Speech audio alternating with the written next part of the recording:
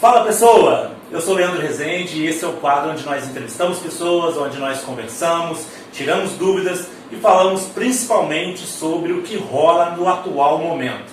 E nesse momento mundial nós temos um grande problema, que é o coronavírus, o famoso Covid-19. No mundo inteiro não se fala em outra coisa. E nesse tempo de isolamento social, distanciamento social ou quarentena, chame como quiser, nós temos um grande perigo, a solitude ou solidão. E como tema, nós temos cuidar da saúde mental em tempos de quarentena.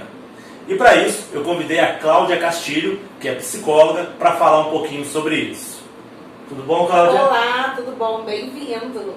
Muito obrigado aí por nos receber aqui no seu consultório. Então, roda a vinheta.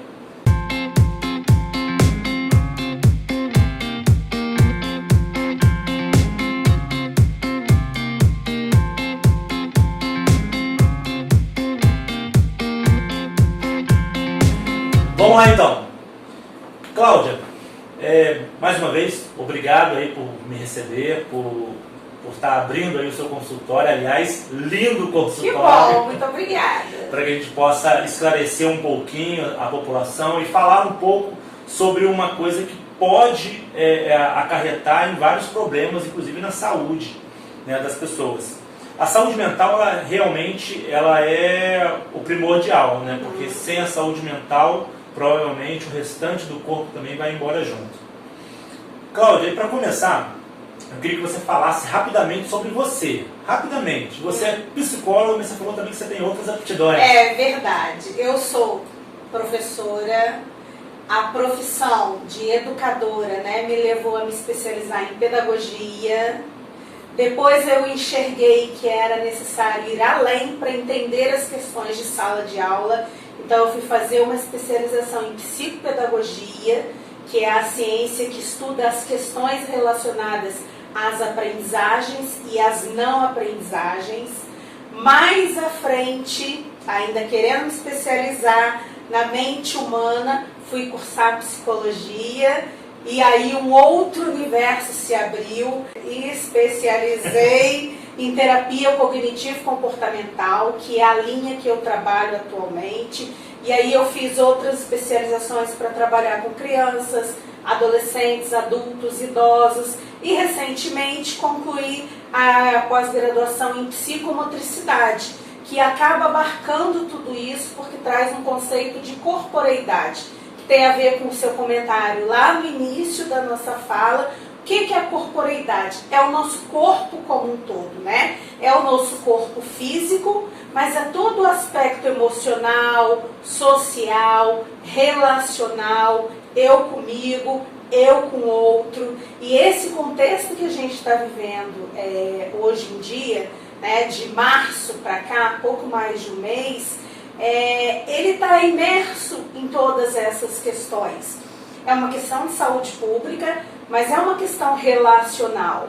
Como que nesse período de quarentena, de reclusão social física, eu estou me relacionando comigo? Como que eu estou me relacionando com as pessoas ao meu redor? E como que está sendo o meu contato com o mundo externo? Isso é, fora dos limites do meu habitat natural, da minha casa, ou do meu prédio, ou do meu trabalho ali num novo ambiente. Como que eu estou lidando com todas essas questões? Então, todas essas áreas que eu me dediquei e me dedico a estudar, eu sou uma eterna aprendente, eu adoro estudar e descobrir sobre o ser humano, tudo isso junto, num único caldeirão, consegue trazer luz a todo esse momento que a gente está vivendo. Legal. Cláudia, e nesse tempo, né, de isolamento social, de quarentena, de que forma que o atual período ele vai impactar na vida das pessoas? Na sua opinião, o que vai acontecer principalmente com a cabeça das pessoas nesse tempo? Nesse momento atual, esse impacto ele tem a ver com o lugar de fala e de existência de cada pessoa, porque cada pessoa é única e tem o seu olhar sobre a realidade que está ao seu entorno. Então a gente tem visto aí pessoas que estão de fato aprendendo de modo saudável com esse momento, redescobrindo a família. As pessoas têm se ligado de fato aos pequenos valores do dia a dia, né? Gente que mora em apartamento está sendo assim o ápice do dia, conseguir tomar sol. Eu vi também, dentro dessa sua fala do apartamento, uma reportagem outro dia, que as pessoas de um determinado condomínio no Rio de Janeiro, que não se conhecia, agora estão se conversando pelas sacadas. Sim, isso é bem bacana, né? Então isso tem despertado nas pessoas valores que infelizmente estavam ou adormecidos ou esquecidos de fato. A falta do convívio social intenso do ponto de vista da proximidade física, ela está muito latente, então as pessoas acabam compensando isso justamente na valorização das pequenezas do dia a dia. Muito interessante essas artimanhas que as pessoas estão encontrando, conversar da sacada, né? As questões, que bom que a gente tem aí todo esse arsenal tecnológico, sim, que também favorece esse convívio, né? Mesmo que à distância a gente tenha a oportunidade de estar próximo. Óbvio que nada substitui o olho no olho ao vivo, mas tudo isso acaba aplacando esse momento. Então, o primeiro ponto saudável que eu vejo é a valorização do relacionamento humano. E não só do relacionamento humano, mas do contato com a natureza. Eu fico imaginando, à medida que essa quarentena ela for abrindo espaço para certos grupos já voltarem a circular, e assim eu espero que as pessoas, quando estiverem, por exemplo, no parque, não fiquem lá tirando foto, conversando no celular, mas que elas de fato curtam a exuberância da natureza. A tecnologia, ela tem uma coisa tão interessante, que às vezes você vai num lugar e você está tão preocupado em tirar a foto que você não consegue olhar a paisagem. Não saboreia o momento. Você só vai ver depois na foto. Sim. Né? E o momento ali de estar num lugar lindo, maravilhoso, você não acaba não vivendo. Né? Sim. E aí eu penso e torço para que quando a gente possa circular livremente de novo, a gente consiga de fato dar o devido valor a essas pinturas que o nosso dia tem. Quando a gente passar na rua, a gente dá um bom dia para uma pessoa que está limpando a calçada. Eu faço sempre isso. As pessoas se surpreendem, assim, eu tenho o hábito, né, de ir no supermercado, no caixa, ou pessoa que às vezes está varrendo a rua, enfim, qualquer pessoa. Eu sempre chego e dou um bom dia. Aí, às vezes, no caixa do supermercado, que é muito automático, a pessoa nem olha, só está passando. Aí a pessoa, ela fala bom dia, por educação, né? Bom dia, bom dia, tudo bem?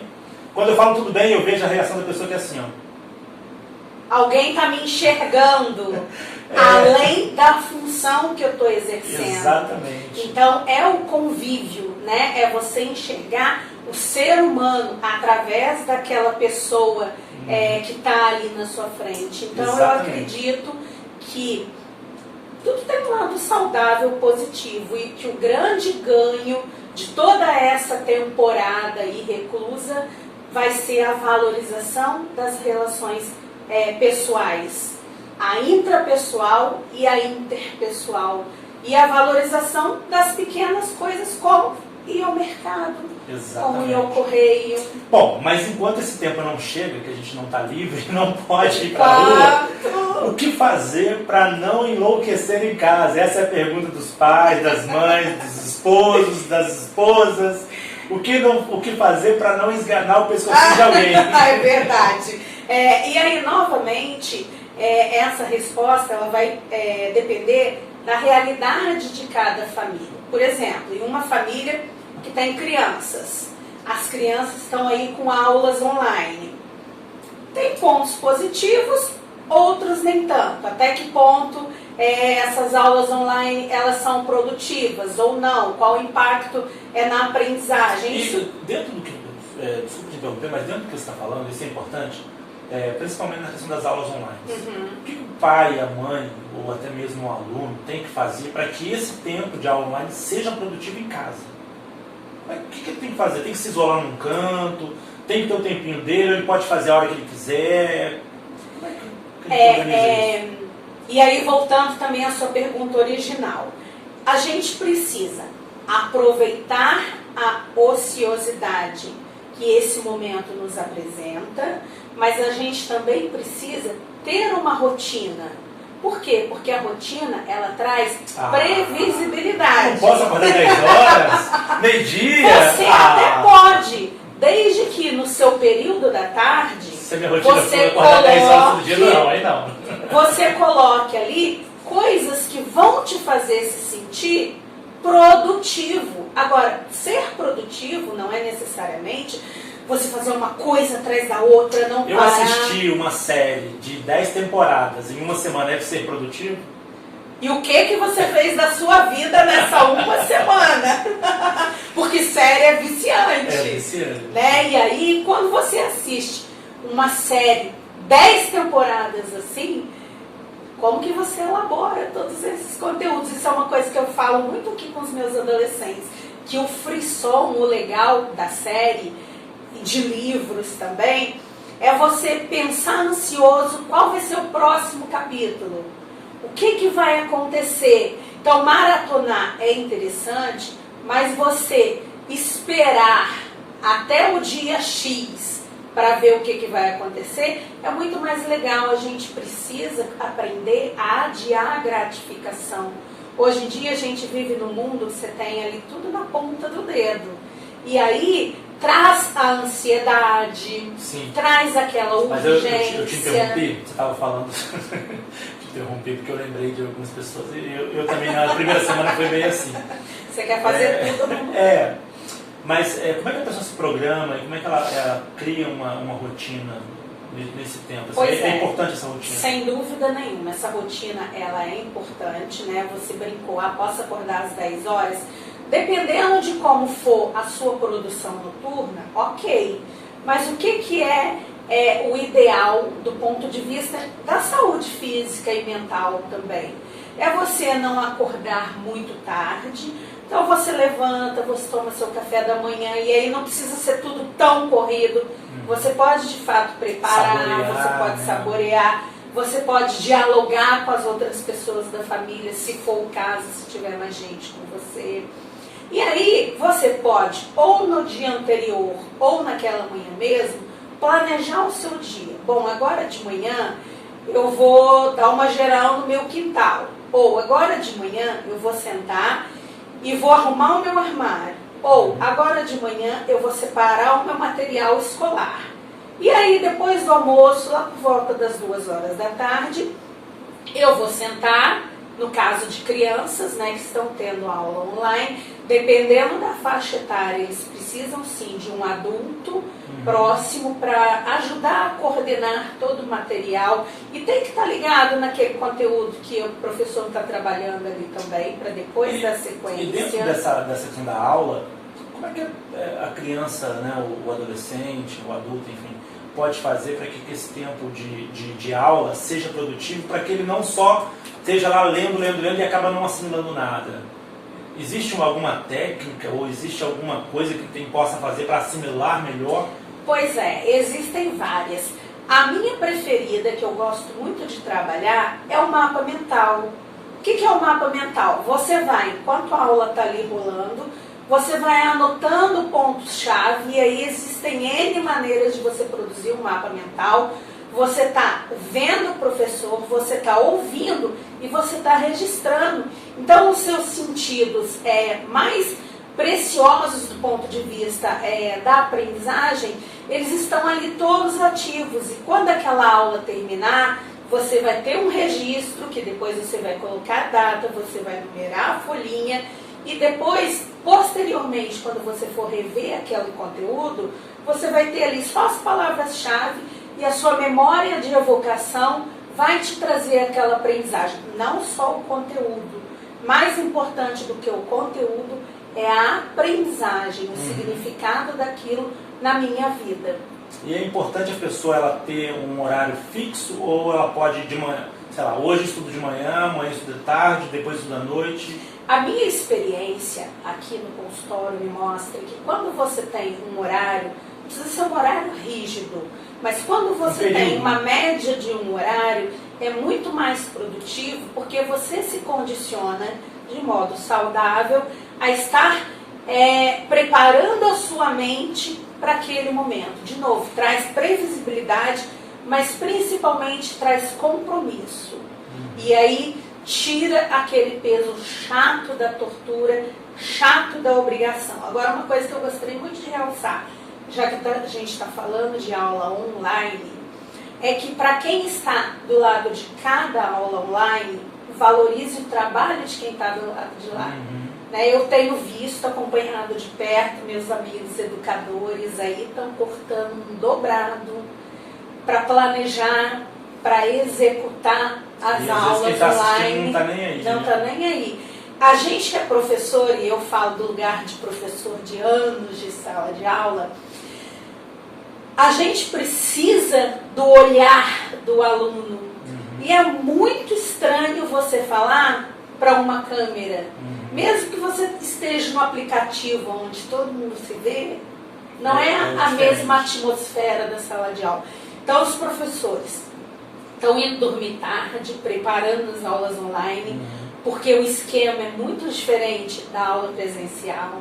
Eles estão precisando literalmente se virar no 30 para lidar com a tecnologia, e eles precisam desse reconhecimento, tanto dos alunos quanto dos responsáveis. Não só os professores, mas a equipe pedagógica das escolas também. Tiro o meu chapéu para todos os professores nesse momento, são educadores de fato. Ó, tá vendo? Presta atenção na aula, faz direitinho, porque o seu professor está sofrendo lá. Com certeza. E quando as aulas retornarem, e tomara que não demore muito, essa relação ela também vai ficar mais preciosa. Sim. Né? Dentro ainda dessa mesma pergunta, né, o que fazer para não enlouquecer em casa, né, falamos aí da aula online e tal, mas e os adultos aí que já tinham a sua rotina, talvez de sair, não está podendo trabalhar, não está podendo... Vou dar o meu exemplo. Eu gosto de cozinhar. Aliás, tenho aprendido receitas maravilhosas. Que bom! O YouTube ensina muito, gente. Está aproveitando de modo Estou produtivo. aproveitando. Então, assim, é uma coisa que me relaxa, é uma coisa que eu gosto de fazer. Cada um, logicamente, tem o seu... A pessoa tem que procurar o que ela pode fazer produtivo, ou que deixa ela um pouco relaxado. Tem gente que gosta de fumar. Eu não fumo, eu gosto de cozinhar. Cozinhar e, sei lá, limpar uma carne, uma coisa. Tem isso, a pessoa ela tem que procurar, ou talvez tem que descobrir. Eu acho que esse é um desafio muito interessante de crescimento pessoal. Quando a gente fala em ter um dia produtivo, de novo, é do ponto de vista do prazer, da alegria, da leveza, de ao final do dia você olhar, nossa, hoje o dia foi legal. Então você pode dividir fazendo coisas que você já gosta, desde a coisa mais básica até aquela mais diferente, e você pode descobrir novos talentos. Olha bem, até ontem, até um mês atrás, todo mundo tinha desculpa de que não tinha tempo. Ai, eu queria tanto fazer, mas eu não tenho tempo, eu já chego em casa cansado, vou tomar banho, vou jantar e vou dormir.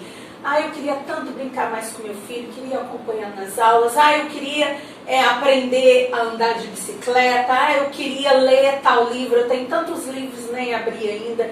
Então é um momento de você colocar em prática sonhos antigos e que podem estar acessíveis no momento, mas principalmente de você descobrir novas habilidades. Legal. Bom, e quando acabar tudo isso, e espero também que não demore muito. Todas esperamos.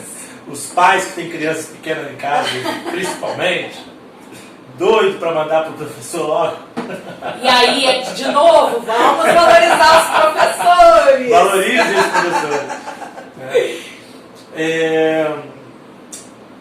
Como é que será o psicológico das pessoas pós-quarentena? Você acha que vai haver uma pequena mudança, uma grande mudança, ou não vai mudar nada? Eu torço para que as pessoas vejam as pequenas coisas do dia a dia como muito claro preciosas. Que as pessoas que, deixando claro, as pessoas que por um infortúnio perder pessoas, entes queridos, que nesse momento a gente sabe que esse risco existe, para essas pessoas vai mudar. Mas para aqueles que só estão em quarentena, estão ali se descobrindo, enfim, para essas pessoas, como é que vai ser depois da quarentena? Esse pós-quarentena vai impactar na vida de todo mundo. Cada um na sua realidade social, na sua realidade diária, no seu convívio. Então, esse olhar para a vida, ele vai ser um olhar de gratidão. Nós somos pessoas resilientes. O que é ser resiliente? Você enverga, mas não quebra. Então, toda crise traz um aprendizado. Essa, mais ainda, a gente está vivendo um momento histórico. A gente precisa ter consciência disso.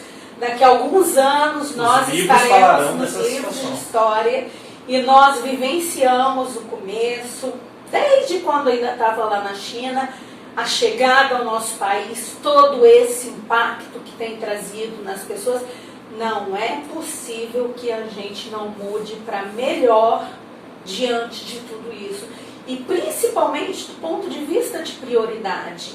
Então, o que eu quero para a minha vida de verdade? O que é importante para mim no aqui, agora, nesse momento? Que futuro que eu quero construir para mim? E, infelizmente, se eu perdi alguma pessoa, o que eu vou fazer com aquelas pessoas que estão ao meu redor? Então, trazer novos olhares, trazer novos valores, realçar valores antigos. Eu penso que a resiliência, a gratidão serão grandes heranças desse período, além do próprio reencontro conosco. Legal. Cláudia, nesse tempo agora, de quarentena, nesse tempo de coronavírus, uma coisa que tem sido bastante afetada tem sido a economia.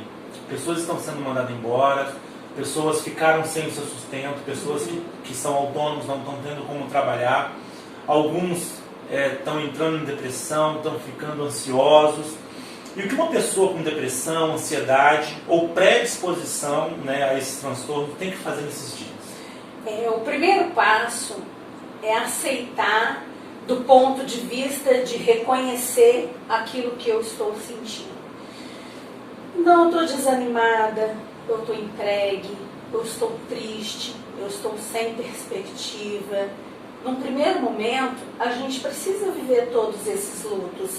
E em algum momento da nossa vida, ou a gente já passou, está passando, ou vai passar tomara que por um breve período de tempo. Mas há pessoas que já conviviam com esses quadros, E aí, nesse sentido, é muito importante o contato com um médico que acompanha, uma terapia super ajuda, a questão da medicação também. Fazer algum movimento físico, por mais confinado que esteja, também é importante. A rotina é importante, mas, sobretudo, ter perspectiva de futuro. E não um futuro lá longe, mas um futuro de hoje para amanhã, um futuro para a próxima semana. É um pedaço doloroso, naturalmente. E essa época, ela tem realçado muito isso. Mas vai passar. Vai passar. E a gente precisa, de fato, aprender com tudo isso. A dor, ela existe. A potência dessa dor, ela pode nos derrubar ou ela pode nos fortalecer. De novo, num quadro depressivo, por exemplo, é um momento muito, muito delicado. E aí as pessoas do convívio daquela família precisam mais do que nunca se fazer presentes, virtualmente. E deixa eu te perguntar uma coisa, seja por Covid ou não, uma pessoa que nesse momento vai passar ou esteja passando por um estágio de luto, esse luto, ele tem que ser vivido ou ele tem que ser superado de alguma forma? A pessoa aquele famoso A Culpa é das Estrelas. A dor tem que ser sentida? O luto, ele é essencial. O luto vai chegar em algum momento. Num mundo ideal, vive-se o luto no momento da partida do outro e no tempo depois. Mas o luto vai estar sempre presente, né? O que vai acontecendo é que à medida que você vai, de fato, vivenciando esse luto, pensando, sofrendo, chorando, falando sobre aquela perda, à medida que você fala, você vai elaborando os acontecimentos e à medida que o tempo passa, você consegue reinserir outras atividades do seu dia a dia. Então a dor, ela vai estar lá, mas você vai estar produtivo em outros sentidos. Mas como que se dá isso? Isso é um processo interno, mas que o ambiente, ele ajuda também a confortar e a acolher essa dor. Então, mais uma vez, a presença amiga, a presença continente dos outros, mesmo que virtualmente, é essencial. O que é você ser continente? É você acalentar o outro. Quando alguém vai te dizer que está triste, que está sofrendo, aquela pessoa não quer que você resolva os problemas dela. Ela só quer ser ouvida, só quer ser acolhida, só quer ser validada. E muitas vezes as pessoas têm o hábito de, deixa disso, bola para frente, a vida continua, numa boa intenção. Só que isso acaba realçando ainda mais aquela sensação de impotência, junto com, puxa, eu não posso contar com ninguém. Outra palavra do momento, acolhida, seja de que espécie for. Ok. E quais são os perigos, né, do isolamento para quem é sozinho? Um aposentado ou mesmo uma pessoa que já está no mercado de trabalho, mas mora sozinho. Nesse momento que ela tem que ficar sozinha em casa, isolamento, qual o principal perigo para esse tipo de pessoa? O principal perigo é, de fato, ela entrar no quadro de depressão, de uma tristeza profunda e não ter forças para se ligar a alguém, seja de que forma for. Então, mais uma vez, a responsabilidade, o cuidado e o carinho das pessoas com quem aquele que está sozinho se relaciona. Mas essa questão de estar sozinho, ela é muito relativo, né? A gente tem a solidão, que é esse momento de dor, é quase como que involuntária, que se perde o brilho, se perde o desejo, se perde a vontade de tomar um banho, de ligar uma TV, de fazer alguma coisa para comer. E a gente tem a solitude, que é você. E aí muitas pessoas que infelizmente foram infectadas estão precisando ficar aí nessa quarentena de às vezes 15 dias, isolados de qualquer tipo de convívio, mas também é uma oportunidade de redescoberta. Ficar sozinho é uma dádiva também, para a gente olhar para as nossas conquistas, para as nossas dores, mas também para as nossas possibilidades. Legal. E nesse momento, então, como é que a gente trabalha a ansiedade e a paciência? Né? Porque tem pessoas ansiosas, às vezes o empresário está ansioso para poder voltar a produzir, né? Quem está em casa está ansioso para voltar ao trabalho, os estudantes também, já estou vendo estudantes ansiosos para voltar para a escola. E às vezes essa ansiedade acaba gerando uma falta de paciência com o outro, né? Ou até consigo mesmo. Então, como é que a gente faz para trabalhar essa ansiedade, essa paciência nesse tempo? Primeiro passo, sempre acolher e reconhecer. Eu estou ansioso. Mas o que está me gerando essa ansiedade? E aí eu vou lá, penso e descobri, mas o que eu posso fazer? Existe alguma coisa que esteja ao meu controle, que seja do meu domínio, alguma ação que eu possa de fato executar para aplacar a minha atividade, a minha ansiedade? Bom, existe até a página 5, das 6 em diante não está sob meu domínio. Então eu vou fazer aquilo que eu posso fazer. Então eu estou doido para reabrir a minha loja. No momento eu não posso. Então o que eu posso fazer? Eu posso fazer vendas online.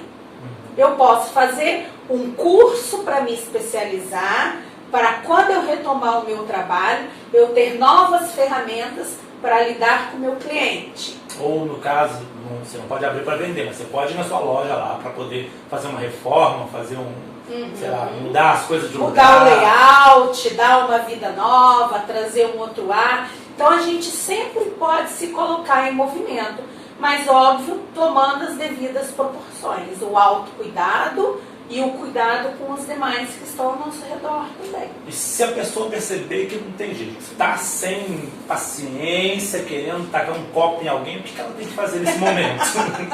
É o famoso conta até 10. Respira, conta até 10, até 100, até 1000. Entra debaixo do chuveiro, põe a água morninha e chora, porque muitas vezes você está angustiado. E aí, um bom pedaço dessa angústia, ela vai se esvair ali naquela água. Né? Então, depois que você fez isso, você respira, você dá uma relaxada.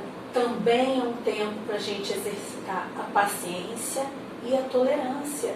A gente não vive no mundo ideal, nem dentro da nossa família. São pessoas diferentes, com tempos diferentes, com energias diferentes, com demandas diferentes.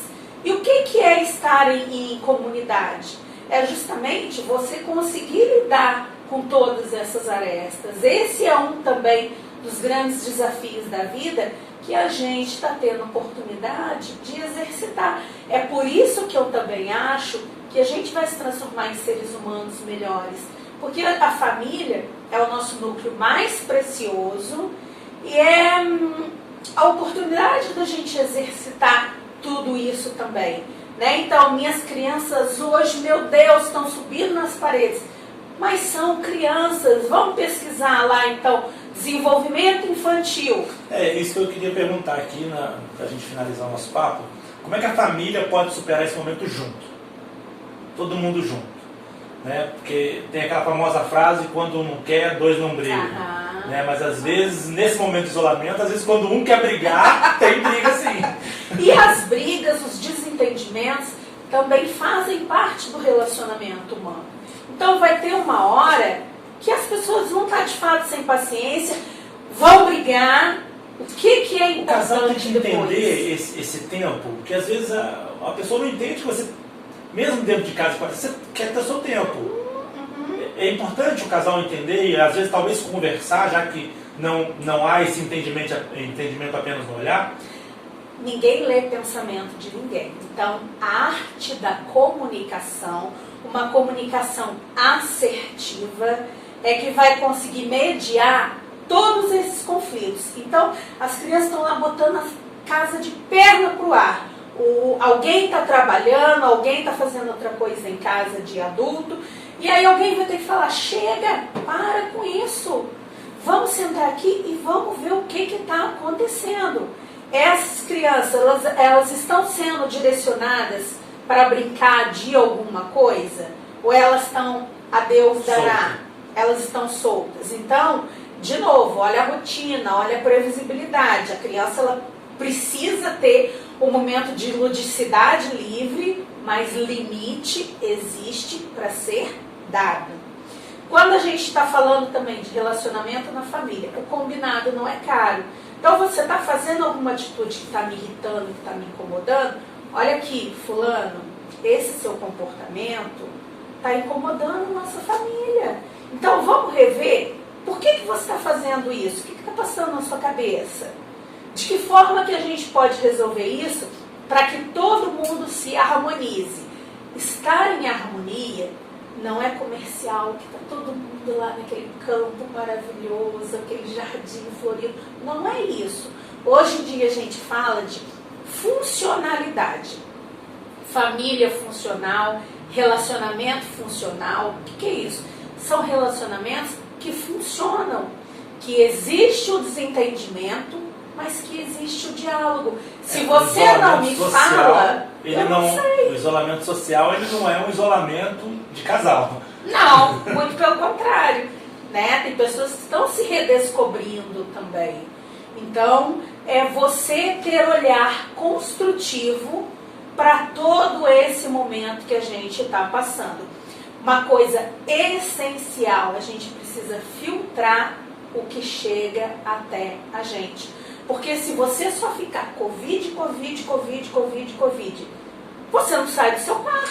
Eu não ia nem fazer essa pergunta não, mas para finalizar, tem muito a ver com o que a gente tem falado.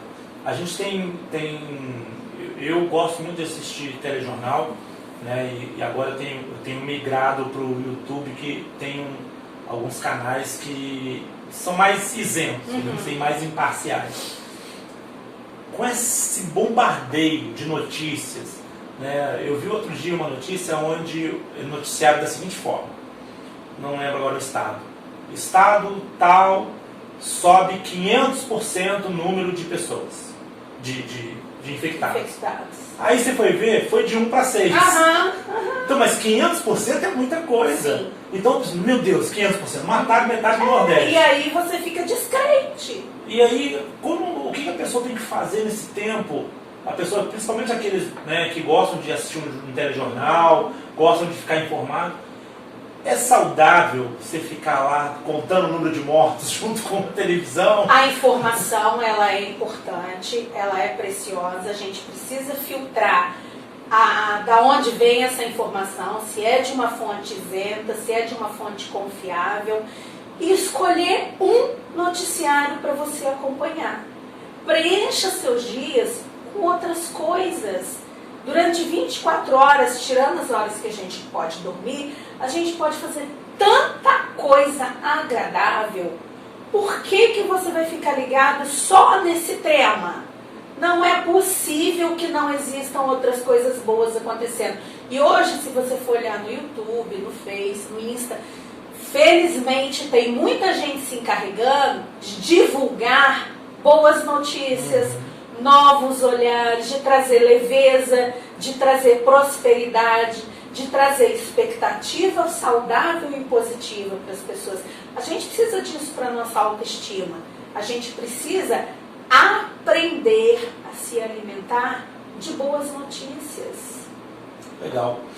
Cláudia Castilho, psicóloga, falando um pouquinho aí sobre como cuidar da saúde mental nesses tempos de quarentena. Cláudia, fala para as pessoas aí, suas palavras finais, dê o seu contato, como é que a pessoa fala se a pessoa quiser te encontrar, quiser te conhecer, quiser se consultar com você. Bom, vamos usar esse período então para fazer emergir o que a gente tem de melhor, né? Vamos distribuir aconchego, carinho, vamos exercitar o diálogo, exercitar a compaixão. E o melhor caminho é sempre o autoconhecimento. Em algum momento desse percurso, se você precisar conversar com um profissional, alguém que seja especializado, né? Quiser me encontrar, estou disponível para te acolher, estou fazendo os atendimentos online, é só me procurar lá no Face, Cláudia Castilho. E vamos de fato aproveitar esse momento para a gente se conhecer e para a gente conviver com aquelas pessoas que são caras para a gente, seja pessoalmente ali mesmo, ou seja de modo virtual. Vamos aproveitar esse momento para a gente cultivar os nossos pontos fortes, que todos nós temos e às vezes na correria do dia a dia a gente nem se dá conta. Então vamos começar a selecionar, tanto agora quanto pós-pandemia, o que eu quero para a minha vida e de que forma eu quero ocupar o meu tempo. Qual é o legado que eu quero deixar para mim, para minha família, para as outras pessoas. E que a gente se construa como seres humanos mais saudáveis e melhores. Obrigado, Cláudia Castilho, psicóloga. Até a próxima. Até.